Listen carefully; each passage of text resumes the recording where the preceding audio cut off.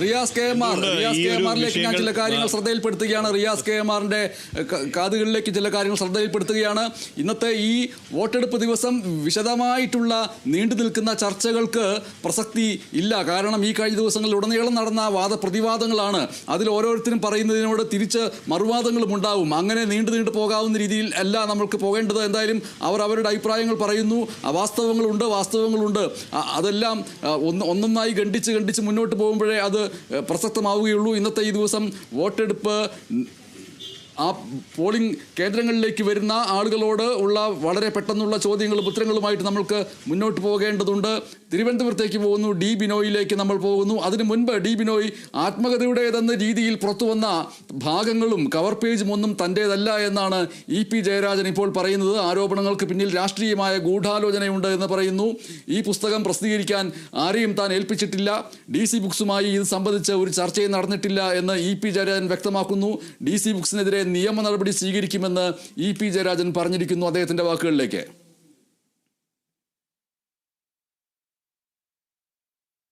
പിന്നെ ഞാൻ നോട്ടീസായി പഠിത്തം ഇന്നെ അയക്കാനുള്ള നടപടി സ്വീകരിച്ചിട്ടുണ്ട്. ഞാൻ എഴുതിയ പുസ്തകം ഞാനറിയാതെ ഞാനിപ്പോൾ അത് എഴുതുന്നത് അത് ടൈപ്പ് ചെയ്യാൻ വേണ്ടിയിട്ട് ഒരാളെ ഏൽപ്പിക്കും. ആ പുസ്തകം ഇങ്ങനെ ഇന്ന് പ്രകാശനം ചെയ്യുക, അതിൽ അതിൻ്റെ അകത്ത് ഇന്നതെന്ന കാര്യമുണ്ടെന്ന് പറഞ്ഞിട്ട് അവരുണ്ടാക്കിയതാണതെല്ലാം. ഇന്നത്തെ വന്നിരിക്കുന്ന വാർത്തകളെല്ലാം കൃത്രിമമായിട്ട് ഉണ്ടാക്കിയതാണ്. എല്ലാം നമുക്ക് അന്വേഷിച്ച് പറയാം. ഞാനിപ്പോൾ എൻ്റെ വെറും ഒരു നിരീക്ഷണത്തിൽ മാത്രം പറയുന്നത് ശരിയല്ലല്ലോ. ഡി ബിനോയ്, EP ജയരാജന്റെ സംഭാഷണം കേൾക്കുമ്പോൾ കൃത്യമായിട്ട് മനസ്സിലാവുന്ന കാര്യം ഞാൻ നേരത്തെ സൂചിപ്പിച്ചത് തന്നെയാണ്. EP ജയരാജൻ അല്ല ആ പുസ്തകം പേനയെടുത്ത് എഴുതിയിട്ടുള്ളത്. EP ജയരാജന്റെ നാവിൽ നിന്ന് വന്ന വാക്കുകൾ മറ്റാരോ കേട്ടെഴുതുകയും അല്ലെങ്കിൽ അത് റെക്കോർഡ് ചെയ്യുകയും പിന്നീട് ആ വ്യക്തി അത് വീട്ടിൽ പോയിരുന്ന് ആ റെക്കോർഡ് ചെയ്ത ഓഡിയോ എടുത്ത് അത് പകർത്തി എഴുതി അദ്ദേഹത്തിൻ്റെതായ രീതിയിൽ അതിന് വ്യാകരണമെല്ലാം നന്നാക്കി എഴുതി വെച്ച് അത് DC ബുക്സിന് കൊടുക്കുകയും DC ബുക്സ് അത് പ്രസിദ്ധീകരിക്കുന്നതിന് വേണ്ടിയുള്ള ക്രമങ്ങളുടെ ഭാഗമായിട്ട് പല വ്യക്തികളിലൂടെ അത് പ്രൂഫ് നോക്കുകയും ഒക്കെ ചെയ്യുകയും അങ്ങനെ പ്രൂഫ് നോക്കപ്പെട്ട് അവസാനം EP ജയരാജനിലേക്ക് അത് വരികയും EP ജയരാജൻ അത് വായിച്ചു നോക്കുകയും വായിച്ചിട്ട് ഈ പറഞ്ഞ ഭാഗം ഞാൻ പറഞ്ഞതിനോട് ചേരുന്നില്ലല്ലോ എന്നൊക്കെയുള്ള തിരുത്തലുകളും ചില ഖണ്ഡികകൾ തന്നെ ഒഴിവാക്കലും ഒക്കെ ചേർന്ന് അതിനുശേഷം DC ബുക്സിന് വീണ്ടും അത് അയച്ചു കൊടുത്ത് DC ബുക്സ് ആ പറഞ്ഞ EP ജയരാജൻ വാക്കാൽ പറഞ്ഞതും രേഖപ്പെടുത്തിയതുമായിട്ടുള്ള തിരുത്തുകളൊക്കെ വരുത്തി പ്രസ്സിലേക്ക് അയക്കുകയും പ്രസ്സിൽ നിന്ന് പുസ്തകമായിട്ട് ഇറങ്ങുന്നതിന് മുമ്പ് വീണ്ടും EP ജയരാജന് അത് അയച്ചു കൊടുക്കുകയും EP ജയരാജൻ അവസാന ഘട്ടത്തിൽ ഒന്നുകൂടി വായിച്ചിട്ട് ശരി ഇപ്പോൾ ഇത് പൂർണ്ണമായിരിക്കുന്നു, ഇനി ഇത് പബ്ലിഷ് ചെയ്തോളൂ, പ്രസിദ്ധീകരിച്ചോളൂ എന്ന് പറയുകയും ചെയ്യുന്ന പ്രോസസ്സുണ്ട്. ഇത് ഏത് പുസ്തകത്തിൻ്റെ നിർമ്മിതിയിലും ഇത് തന്നെയാണ് എല്ലാ പ്രസാധനശാലകളും ചെയ്തുകൊണ്ടിരിക്കുന്നത്.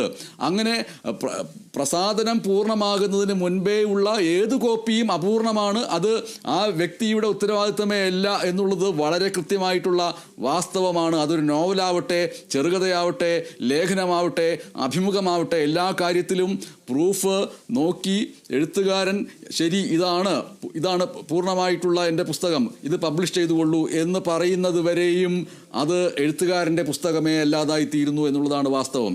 ഇപ്പോൾ DC ബുക്സ് അവരുടെ ഫേസ്ബുക്ക് പേജിൽ നൽകിയിരിക്കുന്ന വിശദീകരണം എന്ന് പറയുന്നത് കട്ടൻ ചായയും പരിപ്പുവടയും എന്ന പുസ്തകത്തിൻ്റെ പ്രസാധനം നിർമ്മിതിയിലുള്ള സാങ്കേതിക പ്രശ്നം മൂലം കുറച്ച് ദിവസത്തേക്ക് നീട്ടിവെച്ചിരിക്കുന്നു എന്നുള്ളതാണ്. ഞാൻ പ്രൊഡക്ഷൻ വിഭാഗത്തിൻ്റെ ശ്രദ്ധയിലേക്ക് ഒരു കാര്യം ശ്രദ്ധയിൽപ്പെടുത്തുകയാണ്. ഡി ബിനോയ് തിരുവനന്തപുരത്ത് നമ്മോടൊപ്പം ഇതേക്കുറിച്ച് മറുപടി പറയുന്നതിന് വേണ്ടി തയ്യാറായി നിൽക്കുന്നുണ്ട്. ഡി ബിനോയിയെ ഒരു പ്രത്യേക വിൻഡോയിൽ കാണിക്കണമെന്ന് പ്രൊഡക്ഷൻ വിഭാഗത്തോട് അഭ്യർത്ഥിക്കുകയാണ്. അപ്പോൾ DC ബുക്സ് നൽകിയിരിക്കുന്ന ഒരു വിശദീകരണം എന്ന് പറയുന്നത് കട്ടൻ ചായയും പരിപ്പുവടയും എന്ന പുസ്തകത്തിൻ്റെ പ്രസാധനം നിർമ്മിതിയിലുള്ള സാങ്കേതിക പ്രശ്നം മൂലം കുറച്ച് ദിവസത്തേക്ക് നീട്ടിവെച്ചിരിക്കുന്നു. ഉള്ളടക്കത്തെ സംബന്ധിച്ച കാര്യങ്ങൾ പുസ്തകം പ്രസിദ്ധപ്പെടുത്തുമ്പോൾ വ്യക്തമാകുന്നതാണ് എന്നാണ്. ഈ DC ബുക്സിൻ്റെ 1 മണിക്കൂർ മുമ്പ് നൽകിയിരിക്കുന്ന വിശദീകരണ കുറിപ്പിൽ നിരവധിയായിട്ടുള്ള കമൻറ്റുകൾ വന്നുകൊണ്ടിരിക്കുന്നുണ്ട്. പിന്നീട് ഒരു ഘട്ടത്തിൽ കമൻറ്റ് ചെയ്യാനുള്ള ഓപ്ഷൻ അവർ നിർത്തിവെച്ചു എന്നുള്ള രീതിയിലും വാർത്തകൾ കാണുന്നുണ്ട്. അതിൽ വന്നിരിക്കുന്ന ചില കമൻറ്റുകൾ ഞാൻ സൂചിപ്പിക്കുകയാണ്. ഡോക്ടർ ജോസഫ് മക്കോളി അതേക്കുറിച്ച് പ്രതികരിച്ചിരിക്കുന്നത്. ഡോക്ടർ ജോസഫ് മക്കോളി എന്ന് പറയുന്നത് കൊച്ചിൻ യൂണിവേഴ്സിറ്റിയിലെ ഗവേഷകനായ അധ്യാപകനായിരുന്നു. അദ്ദേഹം വയനാട്ടിൽ നിന്ന് അതേക്കുറിച്ച് പ്രതികരിച്ചിരിക്കുന്നത് അപ്പോൾ നിർമ്മിത ബുദ്ധി ഉപയോഗിച്ച് കള്ള ആത്മകഥ ഉണ്ടാക്കുകയായിരുന്നു അല്ലേ എന്നുള്ള രീതിയിലുള്ള കമൻറ്റുകൾ വരുന്നു. മെഹബൂബ് എന്ന വ്യക്തി കമൻറ്റ് ചെയ്തിരിക്കുന്നത് ആരാണ് പിന്നിൽ, ജമാഅത്തായിരുന്നോ എന്ന് ചോദിക്കുന്നു. ഒപ്പം തന്നെ നിരവധി കമൻറ്റുകൾ ഇതിന് താഴെ വരികയും ചെയ്യുന്നുണ്ട്. ആ കമൻറ്റുകൾ പൂർണ്ണമായിട്ട് വായിച്ചാൽ വലിയ രീതിയിൽ ഉള്ള എതിർപ്പുകൾ, അസഭ്യ ഭാഷയിലുള്ള കമൻറ്റുകൾ എന്നിവ ഉണ്ട്. യഥാർത്ഥ കമ്മ്യൂണിസ്റ്റുകാർ കൈയടിക്കുമെന്ന കാര്യത്തിൽ സംശയമില്ല എന്ന കമൻറ്റുകൾ വരുന്നു. ഇത് DC അല്ല, DCC ബുക്സ് ആണ് എന്നുള്ള രീതിയിലുള്ള രസകരമായ കമൻറ്റുകളും വരുന്നു. നേരത്തെ ബിനോയ് പ്രകാശ് ജാവ്ദേക്കറുമായിട്ടുള്ള കൂടിക്കാഴ്ചയെക്കുറിച്ച് ഈ പുസ്തകത്തിൽ EP ജയരാജൻ എഴുതിയെന്ന് പറയപ്പെടുന്ന കാര്യങ്ങൾ വിശദീകരിക്കുകയായിരുന്നു. അതിൻ്റെ കൂടെ മറ്റൊരു പ്രധാനപ്പെട്ട കാര്യം പറയാനുണ്ട് എന്ന് സൂചിപ്പിച്ചുകൊണ്ട് നിൽക്കുമ്പോഴാണ് നമ്മൾ നേരെ വയനാട്ടിലേക്ക് പോയത്. ആ മറ്റൊരു കാര്യം എന്തായിരുന്നു ബിനോയ്? ഈ പ്രകാശ് ജാവ്ദേക്കറുമായുള്ള കൂടിക്കാഴ്ചയ്ക്ക് വഴിയൊരുക്കിയത് ശോഭാ സുരേന്ദ്രനാണ് തരത്തിൽ വലിയ പ്രചരണങ്ങൾ ഉണ്ടായിരുന്നു. എന്നാൽ അത് ഒരു പരിധിവരെ ശരിയാണെന്ന് ശോഭാ സുരേന്ദ്രനും സമ്മതിക്കുന്നുണ്ട്. ഇവിടെ ശോഭാ സുരേന്ദ്രൻ കഴിഞ്ഞ ദിവസങ്ങളിലൊക്കെ, പ്രത്യേകിച്ചും ഈ തെരഞ്ഞെടുപ്പിന്റെ ഉപതെരഞ്ഞെടുപ്പ് തൊട്ട് മുമ്പായിട്ട് തൃശ്ശൂരിൽ നടത്തിയ വാർത്താ സമ്മേളനങ്ങളിലൊക്കെ അവർ സൂചിപ്പിച്ച ഒരു കാര്യമുണ്ട്. അവർ തങ്ങിയ ചില മുറികൾ സംബന്ധിച്ചുള്ള ചില വിവാദങ്ങളും കാര്യങ്ങളൊക്കെ ഉണ്ടായിരുന്നു. എന്നാൽ ആ വിവാദങ്ങളിലൊന്നും തൊടാതെ കൃത്യമായി ശോഭാ സുരേന്ദ്രൻ എന്ന് പറയുന്ന BJP നേതാവിനെ ഞാൻ ഒരു പ്രാവശ്യം മാത്രമേ കണ്ടിട്ടുള്ളൂ. അത് ഉമ്മൻചാണ്ടിയുടെ, മുൻ മുഖ്യമന്ത്രി ഉമ്മൻചാണ്ടിയുടെ സംസ്കാര വേളയിൽ ജസ്റ്റ് വെറുതെ ഒന്ന് കണ്ട് സംസാരിച്ചു പോയി. അതേസമയം മറ്റൊരു വിവാഹ സൽക്കാര വേളയിൽ തന്റെ മകനുമായി ശോഭാ സുരേന്ദ്രൻ സംസാരിച്ചുവെന്നും അന്ന് ഫോൺ നമ്പർ മേടിച്ചുവെന്നും അടുത്ത 2 പ്രാവശ്യം വിളിച്ചിരുന്നുവെങ്കിലും മോൻ ആ ഫോൺ എടുത്തിരുന്നില്ല എന്നുമൊക്കെ പറഞ്ഞു വെക്കുന്നുണ്ടെങ്കിലും ഇവിടെ നമ്മൾ മനസ്സിലാക്കേണ്ടത് ശോഭാ സുരേന്ദ്രൻ ഉറപ്പിച്ചു പറയുന്നുണ്ട് പ്രകാശ് ജാവ്ദേക്കറുമായുള്ള കൂടിക്കാഴ്ചയ്ക്ക് പിന്നിൽ BJPയിലേക്ക് ഒരു കൂറുമാറ്റത്തിന്റെ ഒരു ചരിത്രം കൂടി ഉണ്ടായിരുന്നു. പക്ഷേ അത് അസ്തമിച്ചു പോയി, ചിലരെ പേടിച്ച് നിർത്തിയതാണ് എന്ന് ശോഭാ സുരേന്ദ്രൻ പറയുന്നുണ്ടെങ്കിൽ പോലും അത് കൃത്യമായി, അല്ലെങ്കിൽ ആ കൂടിക്കാഴ്ചയ്ക്ക് പിന്നിൽ BJPയിലേക്ക് ഒരു കൂറുമാറ്റമല്ല എന്ന് വളരെ വ്യക്തമായി പറഞ്ഞ് അത് തള്ളിക്കളയുകയാണ് ആ പേജുകളിൽ പറഞ്ഞു വെക്കുന്നത്. ഒപ്പം അതിനകത്ത് 1-2 ചില സൂചനകൾ കൂടി നൽകുന്നുണ്ട്. താൻ രാഷ്ട്രീയക്കാരനാണ്, തന്റെ അവസാനം വരെ ചെങ്കൊടിത്തണലിൽ തന്നെ താൻ മുന്നോട്ട് പോകും, അതിനപ്പുറത്തേക്ക് താൻ മാറി ചിന്തിക്കത്തില്ല എന്ന ചില ഉറപ്പുകളും പറഞ്ഞു വെക്കുന്നുണ്ടെങ്കിൽ പോലും ഈ BJPയിലേക്കുള്ള പോക്ക്, അല്ലെങ്കിൽ പോകാനുള്ള സാധ്യത കൂടി കണക്കിലെടുത്തുകൊണ്ടാണ് അദ്ദേഹം അന്ന് പാർലമെന്റ് തെരഞ്ഞെടുപ്പ് ദിവസം വോട്ട് രേഖപ്പെടുത്തിയതിന് പിന്നാലെ പുറത്തേക്ക് വരുമ്പോൾ മാധ്യമങ്ങളെ കണ്ടപ്പോഴേക്കും ജാവ്ദേക്കറുമായി കൂടിക്കാഴ്ച നടത്തി എന്ന് പറയുന്നതും, നമ്മൾ നേരത്തെ VS അച്യുതാനന്ദൻ KK രമയെ കാണാൻ പോയതും, ഈ പുസ്തകത്തിന്റെ കോപ്പി പുറത്തിറങ്ങിയതും, പാർലമെന്റ് തെരഞ്ഞെടുപ്പ് ദിവസം ജാവ്ദേക്കറുമായി കൂടിക്കാഴ്ച നടത്തി എന്ന് പറയുന്നതും എല്ലാം തന്നെ സമാന്തരമായി ചിന്തിച്ച് വായിച്ചു പോകാൻ പോകുന്ന ചില കാര്യങ്ങളാണ്. എന്നാൽ അത്തരം ഒരു വിഷയമാണ് പിന്നീട് പാർലമെന്റ് പരാജയത്തിന് പിന്നിൽ വലിയ തോൽവിക്ക് കാരണമായതെന്ന് പാർട്ടിയിൽ ചെറിയ തോതിലെങ്കിലും ചർച്ചയുണ്ടാവുകയും അത് പിന്നീട് വലിയ സ്ഫോടനമായി പാർട്ടി സംസ്ഥാന സമിതിക്കകത്തും സെക്രട്ടേറിയറ്റിലുമൊക്കെ ഉയർന്നു വന്നെങ്കിലും EP ജയരാജന്റെ സ്ഥാനത്തിൽ ഒരിക്കൽ പോലും ഈ വിഷയങ്ങൾ വലിയ ചർച്ചയായിട്ടില്ല എന്നുള്ളതാണ് ശ്രദ്ധേയമായ കാര്യം. അത്തരത്തിൽ EP-യുടെ രാഷ്ട്രീയത്തിൽ നിർണായകമായ വഴിത്തിരിവുകളിൽ, അല്ലെങ്കിൽ മാറ്റങ്ങളിൽ, അല്ലെങ്കിൽ നഷ്ടപ്പെടലുകളിൽ ഒന്നായിരുന്നു LDF കൺവീനർ സ്ഥാനം. അത് തെറിക്കുവാൻ പോലും അവസരമൊരുക്കിയത് ഈ കൂടിക്കാഴ്ചയാണ് എന്നുള്ളത് എടുത്തു പറയത്തക്ക കാര്യം തന്നെയാണ്. പക്ഷേ അതിനെക്കുറിച്ച് വളരെ കൃത്യമായ ഭാഷയിൽ ആ കൂടിക്കാഴ്ചയുടെ കാഠിന്യം ലഘൂകരിച്ചുകൊണ്ട് തന്നെ അദ്ദേഹം എഴുതിയിരിക്കുന്നു എന്നുള്ളതാണ് എടുത്തു പറയുന്ന മറ്റൊരു കാര്യം. പിന്നീട് നമ്മൾ ഇങ്ങോട്ട് വരുമ്പോഴേക്കും കേരള രാഷ്ട്രീയവുമായി ബന്ധപ്പെട്ട ഓരോ കാര്യങ്ങളും, അദ്ദേഹത്തിന്റെ വിദ്യാർത്ഥി കാലഘട്ടത്തിലെ സമരങ്ങൾ, കണ്ണൂർ SM കോളേജിലെ വിദ്യാർത്ഥിയായിരുന്നപ്പോൾ SFI വളർത്തുന്നതിന് വേണ്ടി നടത്തിയ നീക്കങ്ങൾ, ഇതെല്ലാം അദ്ദേഹം പറയുന്നുണ്ടെങ്കിൽ പോലും അവസാന ഭാഗങ്ങളിൽ, ഈ പ്രസിദ്ധീകരിക്കാത്ത പുസ്തകത്തിന്റെ അവസാന പേജുകളിൽ മാത്രമാണ് വിവാദ പരാമർശങ്ങൾ ഒക്കെ വന്നിരിക്കുന്നത്. അത് നമ്മൾ എടുത്തു മനസ്സിലാക്കേണ്ട കാര്യം, ഈ BJP ആയിരുന്നു അദ്ദേഹത്തിന്റെ ജീവിതത്തിൽ വലിയ പ്രശ്നങ്ങളും ബുദ്ധിമുട്ടുകളും ഒക്കെ ഉണ്ടാക്കിയത്. അതിനെ കൃത്യമായി അദ്ദേഹം പറഞ്ഞു വെക്കുന്നുണ്ട്. താൻ BJPയിലേക്ക് ഒരിക്കൽ പോലും പോകാൻ ആഗ്രഹിച്ചില്ല. അതേസമയം ഇന്ന് രാവിലെ ചില മാധ്യമങ്ങൾക്ക് ശോഭാ സുരേന്ദ്രൻ നൽകിയ അഭിമുഖത്തിൽ വീണ്ടും പറയുന്നുണ്ട്, അങ്ങനെയല്ല, അദ്ദേഹം പറഞ്ഞ തെറ്റാണ്, തന്നോടൊപ്പം ഇന്ന സ്ഥലങ്ങളിൽ കാണാൻ പോകാൻ തയ്യാറെടുത്ത് വന്നിരുന്നു, എന്നാൽ ചില ആളുകളെ പേടിച്ച്, ചില CPM നേതാക്കന്മാരെ പേടിച്ചുകൊണ്ടാണ് അദ്ദേഹം വരാതിരുന്നതെന്ന് വീണ്ടും അവർ ആവർത്തിക്കുന്നു. അങ്ങനെ EP ജയരാജൻ മറുപടി പറയുന്നത് എന്താണെന്ന് വെച്ചാൽ, ഇതൊക്കെ മാധ്യമങ്ങൾ വാർത്തകൾ ഉണ്ടാക്കുകയാണ് എന്നാണ് EP ജയരാജൻ പറയുന്നത്. ചെറുതുരുത്തിയിൽ പണം പിടിച്ചതുമായി ബന്ധപ്പെട്ട് ഇന്നലെ ചേലക്കര നിയമസഭാ മണ്ഡലത്തിന്റെ പരിധിയിൽപ്പെട്ട ചെറുതുരുത്തിയിൽ വെച്ച് കാറിൽ നിന്ന് 19 ലക്ഷം രൂപ പിടിച്ചതുമായി ബന്ധപ്പെട്ട് തനിക്ക് ബന്ധമുണ്ട് എന്നാണ് ഇന്നലെ ഒരു ചാനൽ വാർത്ത നൽകിയത്. ആ ഭാഗത്തേക്ക് താൻ പോയിട്ടേ ഇല്ല. മാധ്യമങ്ങൾ ഇങ്ങനെ വാർത്തകൾ ഉണ്ടായിക്കൊണ്ടേ ഇരിക്കുകയാണ് തെരഞ്ഞെടുപ്പ് അജണ്ട വെച്ചുകൊണ്ട് എന്നാണ് EP ജയരാജൻ പറയുന്നത്. EP ജയരാജന്റെ ആ വാക്കുകൾ കേട്ടിട്ട് ബിനോയിലേക്ക് തിരികെ വരാം. ഇന്നലെ നിങ്ങൾ 24 ആണ്. ഇന്നലെ നിങ്ങൾ 24 ഒരു വാർത്ത വന്നു. എന്നറിയോ? ഇവിടുന്ന് ഒരു പണം പിടിച്ചില്ലേ, അത് ഞാനാണ്. അത് ഞാനാ മുഖാന്തരമാണ് ആ പണം. കേട്ടേക്കള്, ഞാൻ ആ ഭാഗത്തേ പോയിട്ടില്ല. ഏത്, ഞാൻ പോയത് വയനാട്ടിൽ. ഇതാ വാർത്ത കൊടുക്കുന്നത്. ഇങ്ങനെ ഓരോ വാർത്ത കൊടുക്കുക, അതുണ്ടാക്കുക, അതിനു വേണ്ടിയിട്ടുള്ള ആലോചനകൾ നടത്തുക, ഇതാണിപ്പോൾ നടന്നുകൊണ്ടിരിക്കുന്നത്.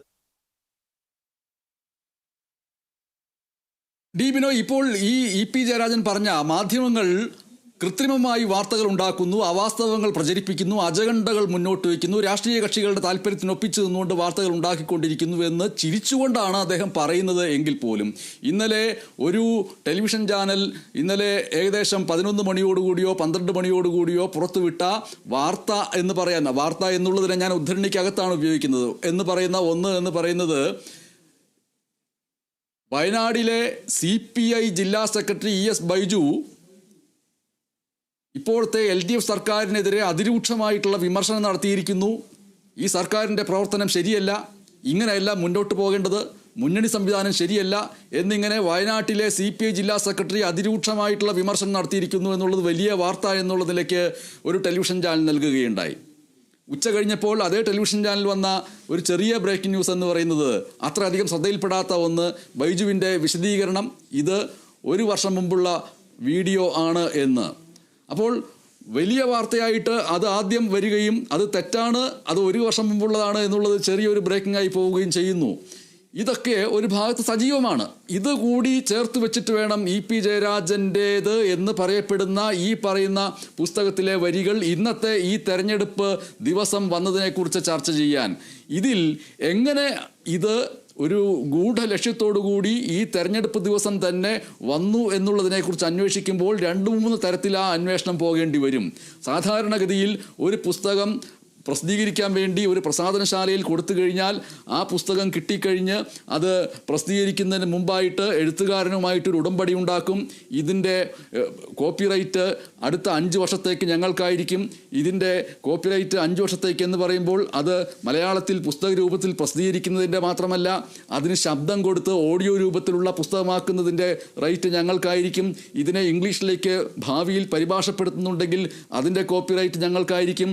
ഇത് ഏതെങ്കിലും ഇലക്ട്രോണിക് മാധ്യമങ്ങളിലൂടെയോ സാമൂഹ്യ മാധ്യമങ്ങളിലൂടെയോ യൂട്യൂബിലൂടെയോ ഇതിലെ ഓരോരോ അധ്യായങ്ങളായിട്ട് ശബ്ദം കൊടുത്തോ നേരിട്ട് വന്നോ പറയുന്ന രീതിയിലുണ്ടെങ്കിൽ അതിൻ്റെയും കോപ്പിറൈറ്റ് ഞങ്ങൾക്കായിരിക്കും. അങ്ങനെ നിരവധി ഉടമ്പടികൾ ചേർത്ത് ഇതിൻ്റെ താങ്കൾക്ക് എഴുത്തുകാരനായിട്ടുള്ള താങ്കൾക്ക് ഞങ്ങൾ നൽകുന്ന പ്രതിഫലം ഇത്ര ശതമാനമായിരിക്കും, അതിങ്ങനെയായിരിക്കും എന്നുള്ള വ്യവസ്ഥകൾ വെക്കുകയും അതിൽ ഒപ്പിട്ട് തിരിച്ച് എഴുത്തുകാരൻ അതിൻ്റെ ഒരു പകർപ്പ് പ്രസാധനശാലയ്ക്ക് കൊടുക്കുകയും ചെയ്യുന്ന ഒരു ഉടമ്പടി ഒരു ഭാഗത്ത് വരുന്നു. സമാന്തരമായിട്ട് തന്നെ എഴുതി കിട്ടിയ ആ പുസ്തകം ഒന്നുകിൽ DTP ചെയ്യാൻ വേണ്ടി ആ പ്രസാധനശാലയ്ക്ക് സ്വന്തം സംവിധാനമുണ്ടാവും. ചിലപ്പോൾ എഴുത്തുകാർ തന്നെ അത് DTP ചെയ്ത് സ്വന്തമായി ടൈപ്പ് ചെയ്ത് അയച്ചു കൊടുക്കുന്നുണ്ടാവും. അത് വായിക്കുന്ന ഒരു കമ്മിറ്റി ഉണ്ടാവും. ആ കമ്മിറ്റി ആ പുസ്തകത്തിലെ അക്ഷരത്തെറ്റുകൾ തിരുത്തും, വാക്യഘടന തിരുത്തും. അങ്ങനെ തിരുത്തുകയും ഒക്കെ ചെയ്തതിന് ശേഷം വീണ്ടും എഴുത്തുകാരന് അയച്ചു കൊടുക്കും. ഇങ്ങനെയുള്ള നിരവധി പ്രോസസ്സിനിടയ്ക്ക് പല ഘട്ടങ്ങളിലായിട്ട് ഇതിൻ്റെ സോഫ്റ്റ് കോപ്പി എന്ന് പറയുന്നത് പലരിലേക്ക് എത്തും. അത് പ്രൂഫ് വായിക്കുന്നവരുണ്ടാവും, എഴുത്തുകാരന് ഉണ്ടാവും. എഴുത്തുകാരന് വേണ്ടി ആ പുസ്തകം ടൈപ്പ് ചെയ്ത് കൊടുത്ത വ്യക്തിക്ക് പ്രൂഫ് വായിക്കാൻ കൊടുക്കും. ഇവരിൽ ആരിലൂടെ ഈ പറയുന്ന പേജുകൾ ഇന്നത്തെ ദിവസത്തിൻ്റെ വാർത്തയാക്കാൻ വേണ്ടി കൈമാറ്റം ചെയ്യപ്പെട്ടു എന്നുള്ള അന്വേഷണമാണ് ഇവിടെ വരേണ്ടത്.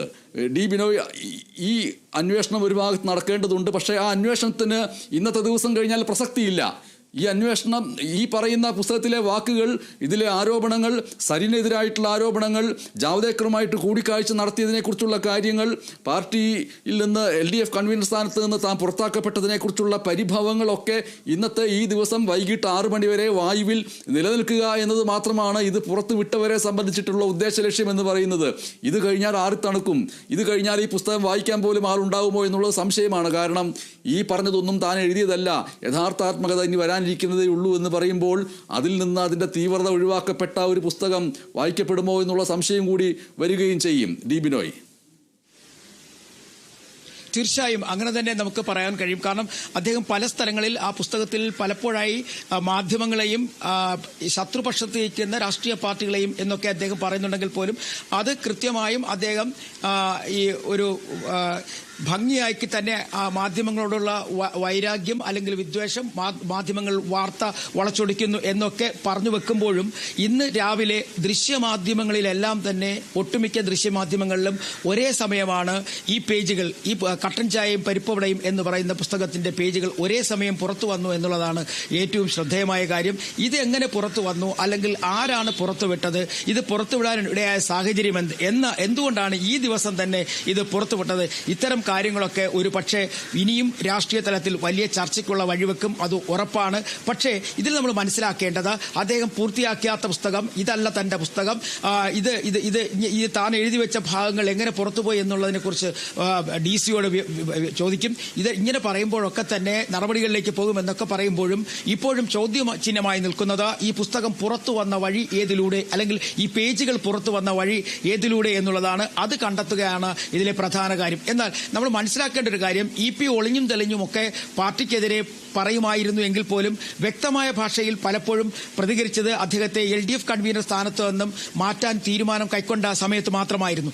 അത് കൃത്യമായി അദ്ദേഹം പറയുന്നുണ്ട്. അദ്ദേഹത്തിന്റെ വിഷമതകൾ അതിനകത്ത് വ്യക്തമായി സൂചിപ്പിക്കുകയും ചെയ്യുന്നുണ്ട്. കാരണം പാർട്ടി നടപടി അനുസരിച്ച് ഇങ്ങനെ ഒരു സംസ്ഥാന സെക്രട്ടേറിയറ്റ് അംഗവും കേന്ദ്ര കമ്മിറ്റി അംഗവുമായ ഒരാളിനെ ഒരു സ്ഥാനത്ത് നിന്നും ഒഴിവാക്കണം എന്നുണ്ടെങ്കിൽ കൃത്യമായും പാർട്ടി സെക്രട്ടേറിയറ്റ് ഒരു തീരുമാനമെടുത്തതിന് ശേഷം കേന്ദ്ര കമ്മിറ്റിക്ക് അത് കൈമാറണം.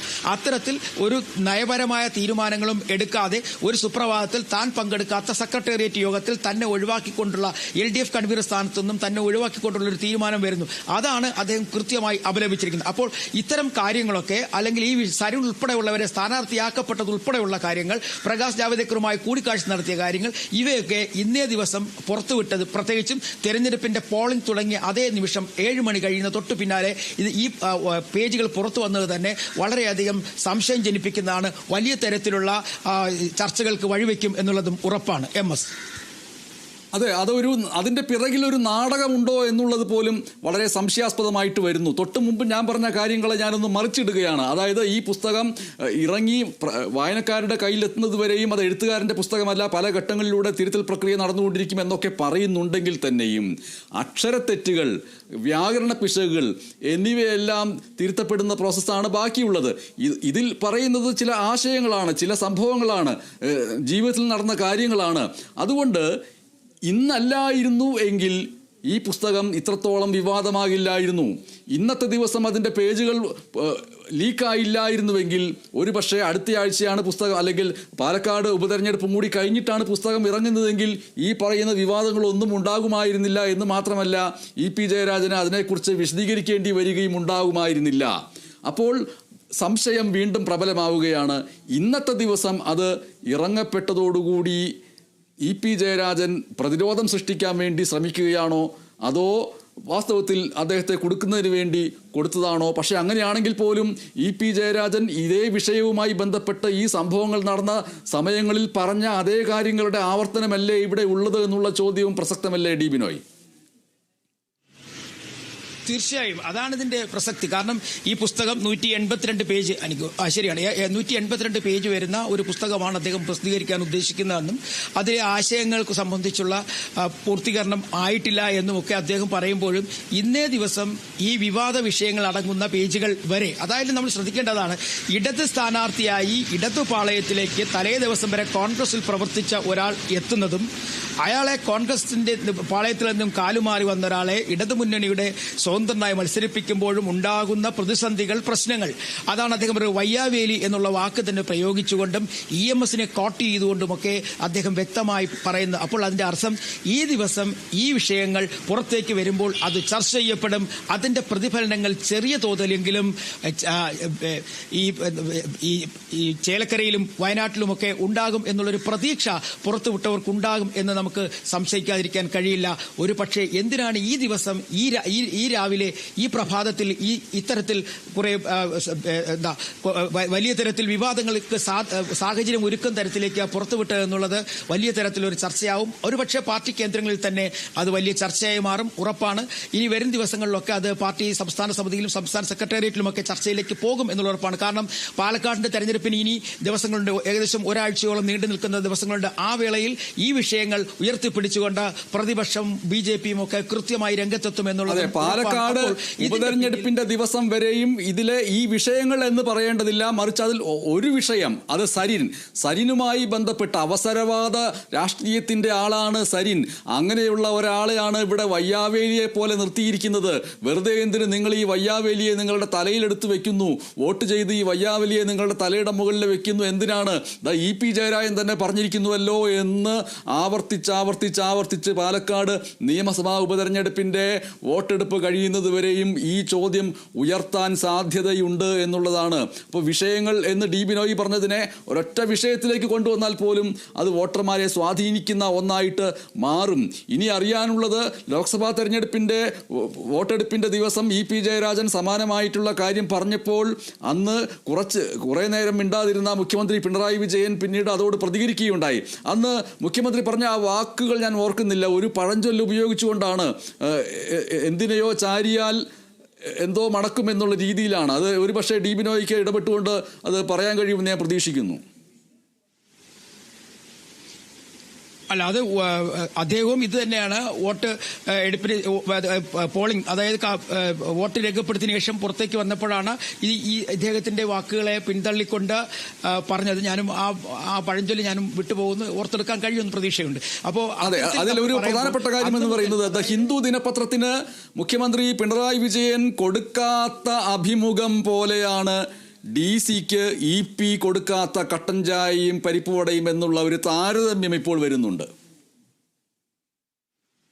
തീർച്ചയായും അങ്ങനെ തന്നെ പറയാൻ കഴിയും. കാരണം അത് അന്നത്തെ ആ ഒരു PR ഏജൻസിയുടെ വരവും PR ഏജൻസി നടത്തിയ ഇടപെടലുകളും PR ഏജൻസി നൽകിയ തരത്തിലേക്ക് ചർച്ചയാവുകയും ആ ചർച്ച പിന്നീട് അത് വലിയ രാഷ്ട്രീയ കോളക്കത്തിലേക്ക് പോവുകയും ഒക്കെ ചെയ്തു. അത്തരത്തിൽ ആ ഒരു സംഭവത്തിന്റെ രണ്ടാമത്തെ ഒരു പതിപ്പായിട്ട് വേണമെങ്കിൽ ഇതിനെ നമുക്ക് വായിച്ചെടുക്കാൻ കഴിയും. അങ്ങനെ തന്നെയായിരിക്കും ഇതിന്റെ പിന്നിലും സംഭവിച്ചിരിക്കുന്നത്. കാരണം ഒരിക്കൽ പോലും ഒരു പ്രസാധകന്റെ കയ്യിൽ നിന്നും ഈ പേജുകൾ പുറത്തു വരാനുള്ള സാധ്യത വളരെ കുറവാണ്. പ്രത്യേകിച്ചും MS തന്നെ അറിയാം, MS ഒരു രചയിതാവാണ്.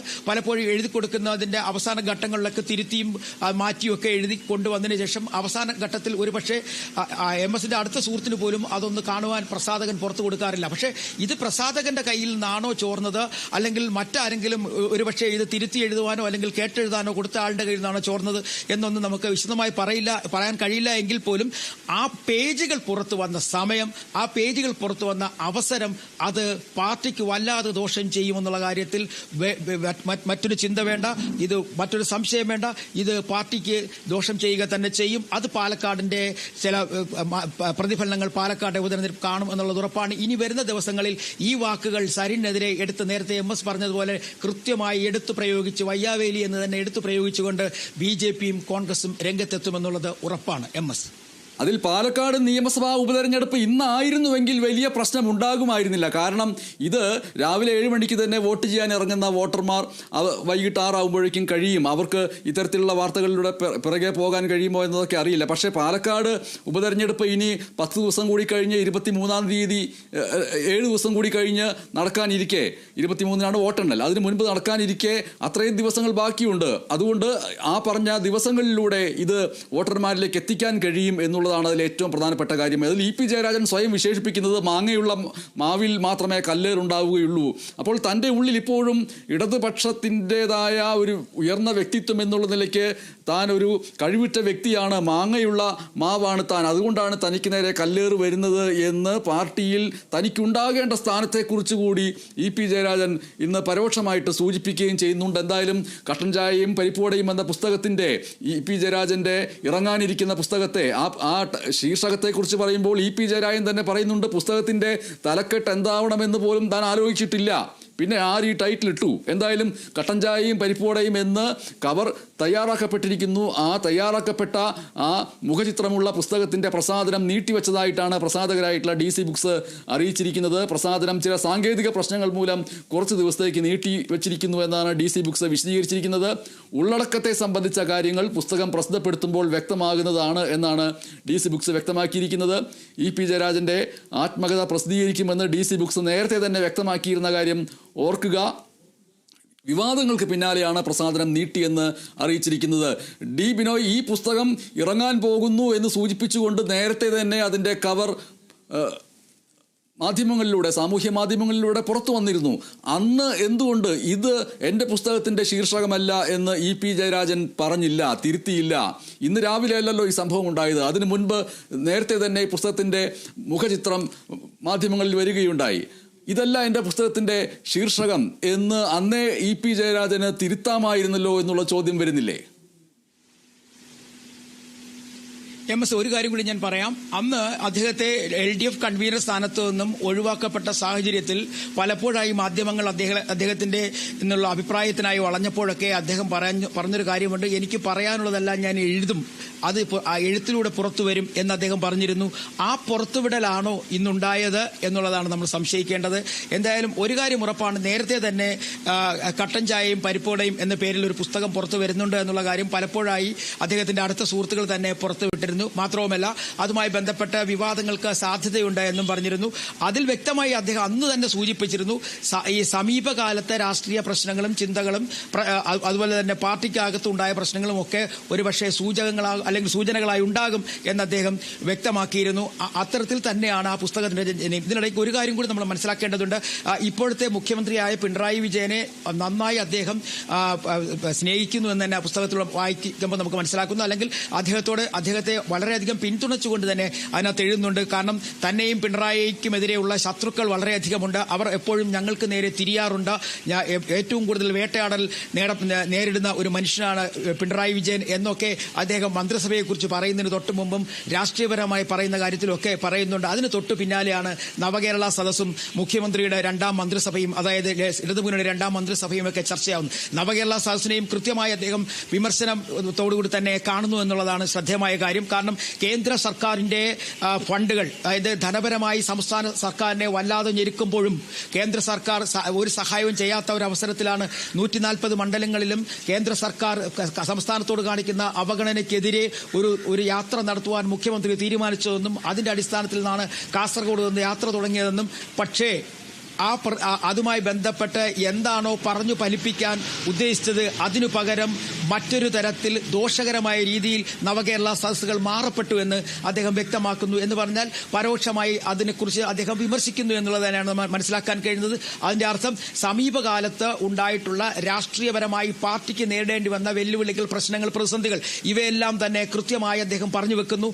ആ പ്രതിസന്ധികൾ ഒന്നുകൂടെ അതിന് കുറച്ചുകൂടെ മൂർച്ച കൂട്ടുന്ന തരത്തിലേക്കാണ് ഇന്ന് അദ്ദേഹം അല്ലെങ്കിൽ അദ്ദേഹത്തിന്റെ ഈ പേജുകൾ, അദ്ദേഹം എഴുതിയെന്ന് പറയപ്പെടുന്ന പേജുകൾ ഇപ്പോൾ പുറത്തു വന്നിരിക്കുന്നത്. MS ഡി ബിനോയ്, ഇതിൽ ഒരു പ്രധാനപ്പെട്ട ഒരു കമന്റ് വന്നിരിക്കുന്നത്, ഇൻഡിഗോ എയർലൈൻസിനെ മുട്ടുകുത്തിച്ച ഞങ്ങളുടെ EPയോടാണ് DC ബുക്സ് ഏറ്റുമുട്ടുന്നത്. DC ബുക്സെ നിങ്ങൾക്ക് എന്താണ് സംഭവിക്കാൻ പോകുന്നത് എന്ന് കണ്ടറിയണം എന്നാണ് ഒരു കമന്റ് ഷിനാജ് K മുഹമ്മദ് നൽകിയിരിക്കുന്നത്.